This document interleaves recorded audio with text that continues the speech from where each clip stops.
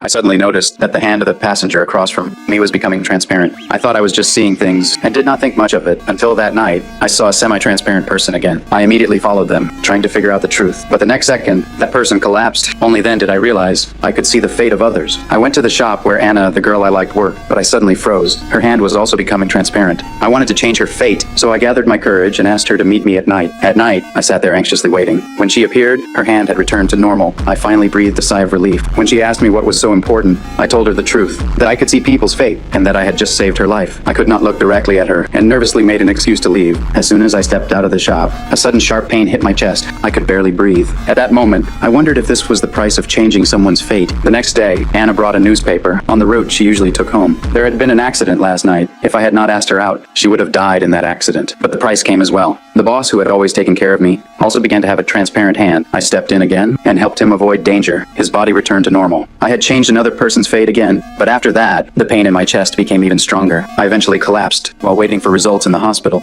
I saw a little girl's hand turning transparent. I tried to follow her, but was stopped by a doctor. The doctor told me he also had the same ability, that changing fate would instead harm myself. I decided to never interfere with anyone's fate again, because now I had someone I wanted to protect. But that day, on the subway, I saw many people's bodies beginning to turn transparent. I realized a disaster was about to happen. I rushed off the train and looked at my own trembling hands in despair. Then I thought of Anna. She was supposed to take this train to work the next day. I found her and saw her hand was also becoming transparent. I asked her to travel with me, hoping she would miss that train. She did not answer immediately. I could see hesitation in her eyes. After I begged her repeatedly, she finally agreed. At that moment, my heartbeat became extremely intense. The situation was worse than before, but I did not know. She did not wait for me. She went to the station alone. She sent me a message saying she could not travel together. I rushed to the station, but it was already too late. I stopped a taxi and took a shortcut to the next stop. Luckily, the train had not arrived yet. I looked around and saw workers near the construction site. All of them were becoming transparent. I immediately understood the source of the disaster was here. I made a decision. I lit a signal flare and evacuated the people on the platform. Then I jumped down and stood alone on the tracks, using my body to block the train. The driver saw me and immediately braked. At the last second, the ground began to shake and the train finally stopped. Everyone was saved. Their bodies returned to normal, and I never woke up again. I saved everyone.